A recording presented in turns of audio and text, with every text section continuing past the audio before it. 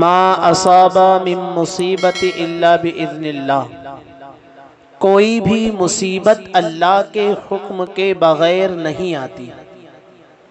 آج انسان تھوڑی مشکلات میں گھر جاتا ہے، پریشان ہوتا ہے، یا گھر کے جھگڑے کے معاملات ہوتے ہیں، یا کاروبار میں بڑا نقصان اٹھانا پڑتا ہے، انسان بہت زیادہ پریشان ہو کر ایک جملہ کہتا ہے کہ اے اللہ اس سے بہتر ہے ہمیں موت عطا فرما، اے اللہ اس سے بہتر ہے ہمیں موت دے دے۔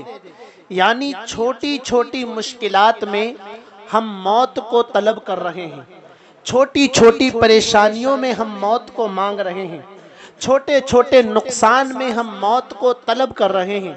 میرے عزیزوں، میں کہنا چاہتا ہوں ہماری یہ تکلیفیں، ہماری یہ مصیبتیں کچھ بھی نہیں، ہماری یہ تکلیفیں رائی کے دانے کے برابر بھی نہیں، اس لیے کہ انبیاء علیہم السلام کی زندگی کو آپ پڑھیں کہ جو اللہ کا جتنا زیادہ قریبی ہوتا ہے، جتنا زیادہ قریبی بندہ ہوتا ہے، اس پر اتنی آزمائشیں آتی ہیں، اس پر اتنے امتحان آتے ہیں، اسے اتنا آزمایا جاتا ہے۔ ہماری مشکلات کیا؟ ہم دنیا میں آئے، تھوڑی مشکلات آئی، اس کے بعد پھر ہمیں چین ملا ہے، پھر ہمیں سکون میسر ہوا ہے۔ ہماری مشکلات کچھ لمحے کی ہوتی ہے، ہماری تکلیفیں کچھ لمحے کی ہوتی ہے، ہمارے دکھ کچھ لمحے کے ہوتے ہیں، اس کے بعد ہمیں خوشیاں بھی ملتی ہے، اس کے بعد ہمیں سکون بھی ملتا ہے۔ لیکن انبیاء علیہم السلام کی زندگی میں اللہ اکبر اتنی آزمائشیں، اتنے امتحان کہ اللہ کے خلیل حضرت ابراہیم خلیل اللہ کی زندگی کو پڑھیں۔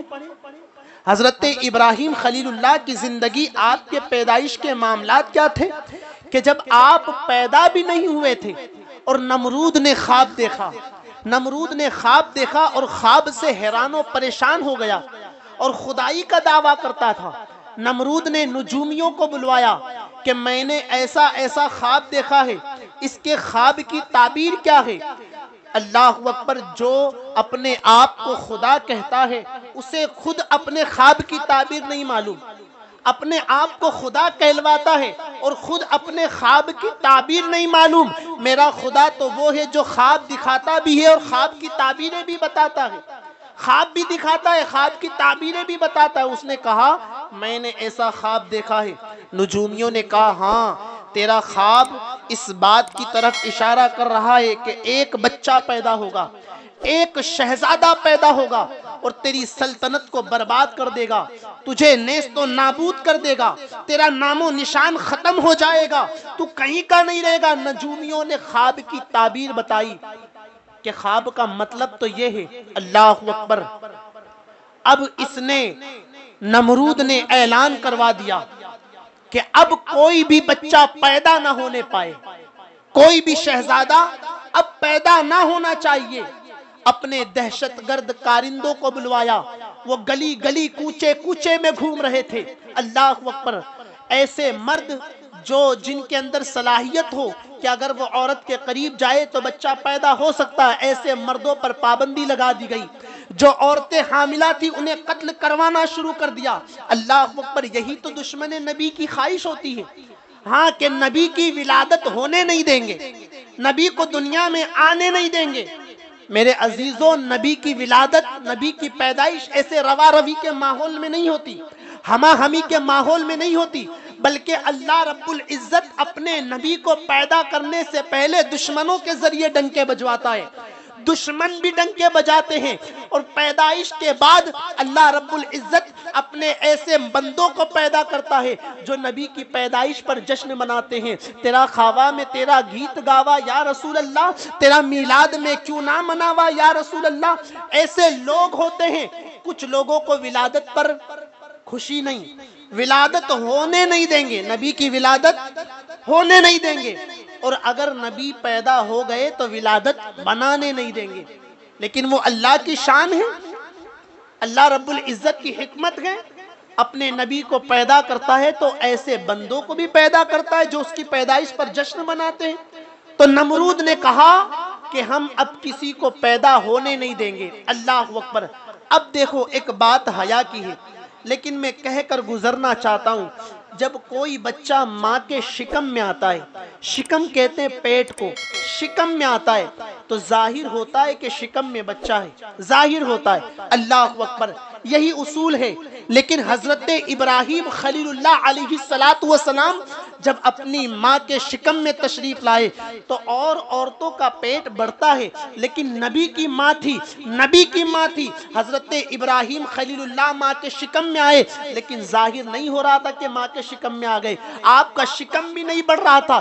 یہ میرے مولا کی شان ہے کہ جب نبی ماں کے شکم میں آئے تب بھی لوگوں کو پتہ نہیں چلتا کہ نبی ماں کے شکم میں آ چکا ہے۔ اللہ اکبر، حضرت ابراہیم خلیل اللہ ماں کے شکم میں آئے، نمرود کے کارندے، نمرود کے دہشت گرد جو ہے جگہ جگہ پر عورتوں کا قتل کر رہے تھے، بچہ پیدا ہونے نہیں دے رہے تھے، لیکن جب وقت ہو گیا پیدائش کا، آج ہم کہتے ہیں نا چھوٹی چھوٹی مشکلات میں اللہ موت دے، اللہ ہمیں موت دے دے، اس سے بہتر موت ہے۔ سنو، اللہ کے ابراہیم خلیل اللہ، خلیل کا مطلب ہی دوست کا ہوتا ہے، خلیل کا مطلب ہی دوست کا ہوتا ہے، اور گہرے دوست کا مطلب ہوتا ہے کہ جو اللہ کی رضا میں راضی رہتا ہے اسے خلیل کہا جاتا ہے۔ اب پیدائش کا وقت آیا، پیدائش کا وقت آیا، حضرت ابراہیم کی والدہ ماجدہ نے ان کے شوہر طارق ابن ناخور سے کہا کہ اب بچے کی پیدائش کا وقت قریب آ گیا ہے، اب ہم گاؤں سے باہر چلتے ہیں، اب ہم شہر سے باہر چلتے ہیں، اور اس لیے کہ بچے کی پیدائش کا وقت ہے اور نمرود کے اعلان کرنے کے بعد کا ہی یہ بچہ ہے، اگر یہاں پیدائش ہو گئی تو میرے بچے کو قتل کر دے گا، میرے بچے کو وہ مار دے گا۔ حضرت ابراہیم کی والدہ اور والد دونوں گاؤں سے، شہر سے باہر نکلے، کہاں نکلے؟ ایک غار میں، جنگل کے پاس ایک غار تھی، اس غار میں پہنچے، غار میں پہنچے، حضرت ابراہیم خلیل اللہ علیہ السلام کی پیدائش ہوئی، اتنے حسین و جمیل تھے کہ پیشانی چمک رہی تھی، کیوں نہ چمکتی جن کی پیشانی میں نور مصطفیٰ چمک رہا ہو، جن کی پیشانی میں حضور کا نور چمک رہا ہو۔ پیدائش ہوئی اللہ کے پیغمبر کی۔ اب حضرت ابراہیم کی والدہ کے ذہن میں یہ خیال آیا کہ اگر زیادہ دیر ہو گئی تو کہیں ایسا نہ ہو کہ محلے کی عورتیں ہمیں تلاش کرتے کرتے یہاں پہنچ جائے اور راز ظاہر ہو جائے گا، اب ہم یہاں سے چلتے ہیں۔ چھوٹے سے پیغمبر حضرت ابراہیم خلیل اللہ کو غار میں رکھ دیا اور ماں باپ دونوں غار سے نکل گئے۔ اللہ اکبر، ماں کی ممتا کیسی ہوتی یہ آپ سب جانتے ہیں، لیکن یہ وقت جو ہے آزمائش کا وقت تھا، یہ امتحان کا وقت تھا۔ حضرت ابراہیم کو غار میں رکھا اور ماں باپ دونوں باہر نکلے۔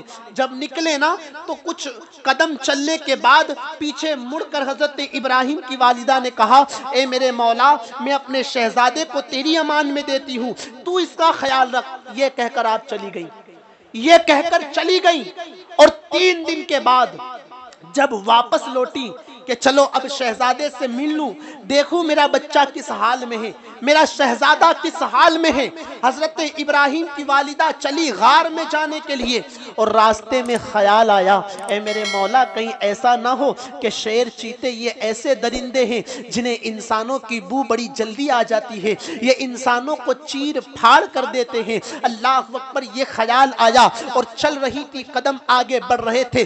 جب غار کے قریب پہنچی تو کیا دیکھتی ہے؟ جس غار میں حضرت ابراہیم خلیل اللہ علیہ السلام تھے، اس غار کے ارد گرد شیر اور چیتے جیسے درندے جانور جو ہے چکر کاٹ رہے تھے۔ کلیجہ منہ کو آ گیا اور چیخ نکلی، ہائے اللہ، اے میرے مولا، یہ کیا ہو گیا؟ میں نے جو سوچا تھا کہیں ویسا تو نہیں ہو گیا، کہیں ان درندوں نے میرے بچے کو چیر پھاڑ کر تو نہیں کھا گئے؟ یہ خوف آپ کے سینے پر تھا کہ اللہ رب العزت نے حضرت ابراہیم کی والدہ سے یہ خوف اٹھا لیا۔ جب خوف اٹھا تو آپ غار میں جاتی ہیں، جب غار میں گئی تو کیا دیکھتی ہیں؟ ننھے پیغمبر حضرت ابراہیم خلیل اللہ علیہ السلام صحیح سلامت تھے۔ جب سمجھ گئی یہ شیر اور چیتے میرے بچے کو نقصان پہنچانے کے لیے نہیں آئے ہیں، بلکہ یہ میرے بچے کی حفاظت کرنے کے لیے آئے ہیں، یہ اس کا پہرا دینے کے لیے آئے ہیں، اور کیا دیکھتی ہیں؟ ننھے سے پیغمبر حضرت ابراہیم کا انگوٹھا ان کے منہ میں تھا، وہ چوس رہے تھے، اور انگوٹھے سے اللہ نے دودھ جاری فرما دیا تھا۔ دودھ جاری تھا. یہ میرا مولا ہے، ہاں، جس کی شان ہے کہ حضرت ابراہیم کے انگوٹھے سے دودھ جاری تھا اور آپ دودھ پی رہے تھے. جانتے ہیں آپ کتنے سال تک آپ اس غار میں رہے؟ کتنے سال تک؟ دو روایتیں، کئی روایت. ایک روایت کے مطابق 11 سال، دوسری روایت کے مطابق 13 سال تک آپ اسی غار میں رہے. 13 سال تک. ہم کہتے ہماری مصیبتیں بڑی. ہم نے ابھی چند سالوں پہلے کورونا کا دور دیکھا کہ انسان کتنا پریشان ہو گیا تھا. ایک علاقے میں رہنے کے بعد وہ دوسرے علاقے میں نہیں جا رہا تھا. دل بے چین تھا، بے سکون تھا کہ کب ہم اپنے علاقے سے باہر کہیں تفریح کو نکلیں گے، کہیں گھومنے کو نکلیں گے. ہم 3-4 مہینوں کے اندر پریشان ہو گئے تھے. لیکن اللہ کے خلیل حضرت ابراہیم علیہ السلام 11 یا 13 سال تک اسی غار میں رہے، اسی غار کے اندر رہے. اللہ اکبر. پھر جب آپ 13 سال کو پہنچے نا تو ماں سے کہا، اے میری امی جان، اے میری ماں، اب مجھے شہر میں، اب مجھے گاؤں میں، بستی میں جانا ہے. ماں نے کہا بیٹے چل ٹھیک ہے. لے کر چلی اور بڑے حسین و جمیل تھے. جب محلے میں پہنچے تو لوگ جمع ہونا شروع ہو گئے، لوگ اکٹھا ہونا شروع ہو گئے. ان کے چچا بھی آئے، رشتہ دار بھی آئے، محلے والے بھی آئے، سب جمع ہو گئے نا. تو آپ نے لوگوں سے پوچھا، اے لوگوں بتاؤ میرا خدا کون ہے؟ اے لوگوں بتاؤ میرا رب کون ہے؟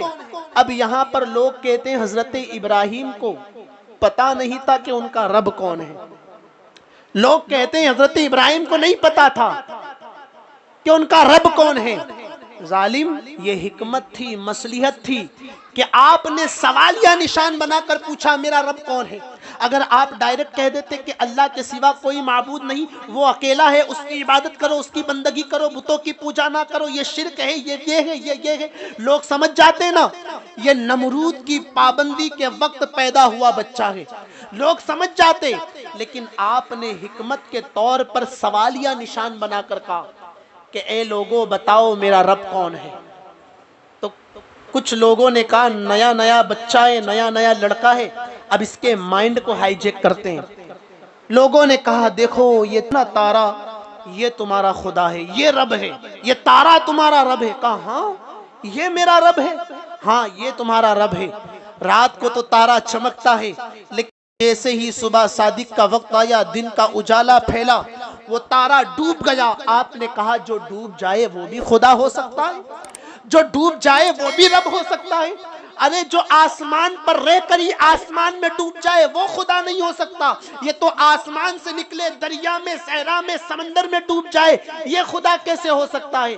ارے میرے رب کی شان تو یہ ہے کہ وہ ڈباتا بھی ہے اور تیراتا بھی ہے. میرا اللہ تو وہ ہے نا جو ڈوب جائے وہ بھی خدا ہو سکتا ہے. آج لوگ ایسوں کے پاس جا رہے ہیں. رک کر کہنا چاہوں اللہ کی پناہ، ہماری عورتیں ایسوں کے پاس جا رہی ہیں، ایسوں کے دربار میں جا رہی ہیں کہ جہاں پر جو بھی ڈوب گیا اسے خدا مان لیتے ہیں. ہاں تارا ڈوب گیا اسے خدا، یہ تمہارا رب ہے. ہماری عورتیں جا رہی ہیں ایسے مشرکوں کے پاس عملیات کرانے کے لیے، اپنی بھوشوانی دیکھنے کے لیے، اپنے ہاتھوں سے، اپنے ہاتھوں کی لکیروں سے اپنے مستقبل کو دیکھنے کے لیے، اور لوگ اسے ہائی لائٹ کر رہے ہیں. دیکھو مسلمانوں کی عورتیں اب ایسے درباروں میں بھی نظر آ رہی ہیں، مسلمانوں کی عورتیں ایسے درباروں میں جاتی ہوئی نظر آ رہی ہے. وہ عورت مسلمان نہیں ہو سکتی، وہ عورت مسلمان نہیں ہو سکتی اس لیے کہ یہ برقعے کو، یہ نقاب کو جو ہے، نقاب کی عزت کو، اس کی حرمت کو یہ پامال کر رہی ہے. اللہ اکبر. میرے خدا کی شان تو وہ ہے جو ڈباتا بھی ہے اور تیراتا بھی ہے. یہ میرے مولا کی شان ہے کہ ایسی جگہ پر منت مانگنے جا رہی ہو، ایسے ایسے بزرگ اللہ نے ہمیں عطا فرمائے کہ جو ڈوبتے کو بھی تیرا دیتے ہیں، جو ڈوبتے کو بھی تیرا دیتے ہیں. ہم ہر تیرانے والے کو اللہ نہیں کہتے لیکن ولی اللہ ضرور کہتے ہیں، اللہ کا ولی ضرور کہتے ہیں. ارے غوث اعظم عبد القادر جیلانی کو اللہ نے وہ شان عطا فرمائی، ایسی ویسی کشتی کو آپ نے نہیں تیرایا. 12 سال ڈوبی ہوئی کشتی کو آپ نے تیرا دیا. 12 سال سے جو کشتی ڈوب چکی تھی آپ نے اس کو تیرا دیا. آج ہماری عورتیں ایسوں کے پاس جا رہی ہیں. پھر کسی نے کہا کہ دیکھو یہ چاند ہے نا، یہ چاند یہ تمہارا خدا ہے، یہ رب ہے، وہ بھی ڈوب گیا. پھر سورج نکلا دن میں، کہا دیکھو یہ بڑا خدا ہے، رب اکبر ہے. رب اکبر یعنی بڑا خدا. اس کا ذکر قرآن میں ہے، فَلَمَّا رَأَى الشَّمْسَ بَازِغَةً قَالَ هَذَا رَبِّي هَذَا أَكْبَرُ، یہ تمہارا بڑا خدا ہے. اللہ اکبر. وہ کہہ تو رہے تھے لیکن ان کے پاس دلیل نہیں تھی، کوئی دلیل نہیں تھی، اس لیے کہ اللہ کے نبی تھے. اور نبی جو بھی ہیں، جتنے بھی انبیاء ہیں، انہیں کسی کی شاگردی اختیار کرنے کی ضرورت نہیں ہوتی ہے. اللہ رب العزت اپنے انبیاء کو، اپنے نبیوں کو سکھا کر بھیجتا ہے، انہیں بتا کر بھیجتا ہے. آج لوگ نبی کو اپنی طرح کہہ رہے ہیں، نبی کو آج لوگ اپنی طرح کہہ رہے ہیں کہ وہ تو ہماری طرح تھے، ہماری طرح کھاتے تھے، ہماری طرح پیتے تھے، ہماری طرح سوتے تھے، ہماری طرح بولتے تھے، ہماری طرح چلتے تھے. بالکل ہماری طرح تھے. ظالم، نبی کو اپنی صف میں لا کر کھڑا کرنا چاہتے ہو؟ ہاں، اگر امام صاحب جہاں پر کھڑے ہیں، اگر مقتدی امام کی صف میں کھڑے ہو جائے تو کسی کی نماز نہیں ہو سکتی. امام کی صف میں امام کے برابر اگر پیچھے کے مقتدی کھڑے ہو جائیں تو کسی کی نماز نہیں ہوگی. اور اگر مقتدی امام کو اپنی صف میں پیچھے کھینچ لے تب بھی کسی کی نماز نہیں ہوگی. امام کے برابر اگر کھڑے ہو جاؤ تو نماز نہیں ہوگی. امام کو اگر پیچھے صف میں کھینچ لو تب بھی نماز نہیں ہوگی. اور نبی کو اپنی صف میں کھینچنے والوں، اپنی صف میں اور اپنے برابر کھڑے کرنے والوں، امام کے برابر کھڑے ہو جاؤ گے تو نماز نہیں ہوگی. اور نبی کو اپنی صف میں کھڑا کرنا چاہو گے تو تمہارا ایمان نہیں ہوگا، تمہارا ایمان سلامت نہ ہوگا. ارے نبی کو اپنی طرح کہتے ہو، میرے نبی کی شان کیا؟ حضرت ابراہیم تو خلیل اللہ ہے، لیکن نبیوں کے سردار انبیاء، میرے آقا کی شان تو یہ ہے کہ بدر کے میدان بدر میں اللہ رب العزت نے ایک روایت کے مطابق 1000، دوسری روایت کے مطابق 3 یا 4000 فرشتوں کو تلوار لے کر میدان بدر میں بھیجا کہ فرشتوں جاؤ میرے محبوب کے ساتھ. مجھے بتاؤ فرشتوں کو تلوار اٹھانے کی کیا ضرورت تھی؟ فرشتوں کو تلوار اٹھانے کی کیا ضرورت؟ فرشتے تو تسبیح کے لیے، مصلی کے لیے، اللہ کی بندگی کے لیے پیدا کیے گئے. نحن نسبح بحمدک ونقدس لک، اے اللہ ہم تیری بندگی کرتے ہیں، ہم تیری تسبیح کرتے ہیں. فرشتے تلوار لے کر میدان بدر میں آئے. مجھے بتاؤ کہ اگر ایک فرشتہ اگر ایک پر مار دیتا میدان بدر میں تو وہ مشرک تباہ و برباد ہو جاتے، وہ تمام مشرک ہلاک ہو جاتے. ایک فرشتے کے اندر اللہ نے اتنی طاقت دی ہے کہ پر بچھا دے، پر مار دے تو پوری کی پوری قوم تباہ و برباد ہو جاتی ہے. لیکن فرشتے تلوار لے کر آئے ہیں میدان بدر میں، اس لیے کہ مولا کہہ رہا ہے اے فرشتوں میرا محبوب تلوار لے کر نکلا ہے تو تمہیں بھی تلوار لے کر ہی جانا ہے. یہ ادائے حبیب ہے. پتا چلا کہ عبادت کا نام ہی ادائے حبیب ہے. ہاں، حضور کی ادائیں کہ فرشتے بھی تلوار لے کر نکل رہے ہیں محبوب کے ساتھ. اچھا کام ہو گیا. میدان بدر میں تمام مشرک جو ہے ان کو زمین سے اکھاڑ پھینکا سرکار نے، تمامی بھاگ گئے، کچھ مارے گئے، میدان ہو گیا حضور کا، آپ جیت گئے، مسلمانوں کی فتح ہو گئی. اب فرشتے واپس لوٹے. ظاہر سی بات ہے نا، کام ہو گیا تو اب وہ رک کر کیا کریں گے؟ کام ہو گیا. میں نے آپ کو کوئی کام دیا کہ بھائی حنبل صاحب آپ فلاں میدان میں چلے جائیں، وہاں پر گندگی ہے، آپ اس گندگی کو صاف کر دیں یا صاف کروا دیں. آپ صاف کریں گے یا صاف کروانے کے بعد آپ واپس لوٹ جائیں گے، اس لیے کہ جو کام میں نے دیا تھا وہ کام آپ نے کر لیا. آپ کسی اور جگہ پر جائیں، آپ کو کوئی اور کام سونپا گیا، وہ کام مکمل ہوا، اب آپ کو کسی سے پوچھنے کی ضرورت نہیں، آپ وہاں سے نکل جائیں گے، اس لیے کہ کام آپ کا ہو گیا. اللہ نے فرشتوں کو میدان بدر میں بھیجا، جاؤ میرا محبوب تلوار لے کر نکلا ہے، تمہیں بھی تلوار لے کر ساتھ میں جانا ہے، اس کے ساتھ لڑنا ہے. اب میدان حضور کا ہوا، فتح مل گئی، فرشتوں کا کام ہو گیا. اب واپس لوٹیں گے نا؟ کہاں لوٹیں گے؟ ارے جن کا چیف جسٹس کیا کہتے ہیں، جن کا سردار جبریل امین ہو، سید الملائکہ ہو، ہے نا، سید الملائکہ. اب یہ تمام فرشتے لوٹے، تمام فرشتے کام ہو گیا، لوٹے. کہاں لوٹے؟ عرش کی طرف. ہاں، جبریل امین کہاں رہتے؟ سدرۃ المنتہا کا مکین. اب سدرہ پر جانے کے لیے روانہ ہوا اور یہاں سرکار نماز پڑھانے کے لیے کھڑے ہوئے. جو بھی نمازیں چھٹی تھی نماز ادا کرنا شروع کی. حضور نماز پڑھا رہے ہیں مسکرا رہے ہیں, حضور نماز پڑھا رہے ہیں مسکرا رہے ہیں, حضور نماز اتنا حضور مسکرائے کہ آپ کی داڑھ مبارک نظر آنے لگی. اور نماز مکمل ہوئی تو صحابہ نے کہا اے آقا آپ پر میرے ماں باپ قربان, اے ایمان کی جان, اے میرے آقا آپ اتنا بتا دیں کہ آپ نماز کے دوران مسکرا کیوں رہے تھے؟ قربان جاؤ, یہی صحابہ کا مسلک ہے. ہاں امام صاحب نماز پڑھا رہے ہیں, آپ پیچھے نماز پڑھ رہے ہیں, امام صاحب آگے کیا کر رہے ہیں آپ کو کیا پتا؟ آپ کی نگاہیں تو نیچی جھکی ہوگی نا. امام صاحب ہنس رہے ہیں کہ کیا کر رہے ہیں آپ نہیں دیکھ سکتے. لیکن یہاں صحابہ کا مسلک دیکھیں, نماز حضور پڑھاتے تھے, صحابہ نماز اللہ کی پڑھتے تھے اور چہرہ مصطفیٰ کا دیکھتے تھے, چہرہ حضور کا دیکھا کرتے تھے. کہا حضور آپ کیوں مسکرا رہے تھے؟ سرکار نے فرمایا کہ تمام فرشتے لوٹے عرش کی طرف, جبریل بھی جا رہا ہے. جبریل امین گئے, عرش پر گئے. عرش پر گئے نا تو دروازے بند تھے. دستک لگائی, آواز لگائی کہ دروازہ کھولا جائے. آواز آ رہی ہے, رب فرما رہا ہے اے جبریل بتاؤ, اے جبریل بتاؤ میرے محبوب سے اجازت لے کر آئے ہو؟ یہ مقام مصطفیٰ ہے, یہ مقام محبوب ہے, ہم اس مقام کی بات کرتے ہیں. تم کہتے ہو حضور ہماری طرح تھے. جبریل بھی اجازت لیے بغیر چلے جائیں نا تو وہاں سے آواز آتی ہے جبریل میرے محبوب سے اجازت لے کر آئے ہو. ارے ان کے گھر جبریل بھی بے اجازت جاتے نہیں, قدر والے جانتے ہیں عز و شان اہل بیت. جبریل اجازت لے کر آئے ہو. کہا مولا جو کام تو نے دیا تھا وہ کام ہم نے کر لیا, میدان فتح ہو گیا, محبوب کے ساتھ ہم نے لڑ لیا, کافر و مشرک بھاگ گئے. نہیں, محبوب سے اجازت لے کر آؤ تب عرش کے دروازے کھولے جائیں گے. یہ مقام مصطفیٰ ہے. لوگ کہتے حضور ہماری طرح تھے. نہیں میرے یارو, ہمارا جھگڑا یہی ہے. وہ سرور انبیاء ہے, وہ تمام نبیوں کے سردار ہیں. وہ تھوک دیں تو کھارا پانی میٹھا ہو جاتا ہے, وہ لعاب لگا دیں تو بیمار کو شفا مل جاتی ہے. وہ قتادہ, حضرت قتادہ آئے, آنکھوں کے ڈھیلے بھار آ جائے اور حضور کے پاس آئے. اے میرے سرکار کسی حکیم کے پاس نہیں گئے, کسی طبیب کے پاس نہیں گئے, آنکھوں کے ڈھیلے بھار آ گئے تھے تو رخ مصطفیٰ جان رحمت کی طرف کیا. سرکار آنکھوں کے ڈھیلے بھار آ گئے ہیں, سرکار کرم فرما دے. حضور اپنا لعاب مبارک آنکھوں میں لگا دے تو وہ آنکھیں سلامت ہو جاتی ہے, وہ آنکھیں ٹھیک ہو جاتی ہے. تم اگر تھالی میں تھوک دو تو تمہاری عورت تمہیں ڈانٹے گی, تمہاری عورت تمہیں بھگا دے گی کہ ظالم تھالی کے اندر تھوکتا ہے. میرے سرکار تھوک دے یا میرے سرکار انگلیوں کا اشارہ کر دے تو پانی کے چشمے جاری ہو جاتے ہیں. اور تم کہتے ہو حضور ہماری طرح تھے, حضور ہماری طرح تھے. یہ میرے سرکار کی شان ہے.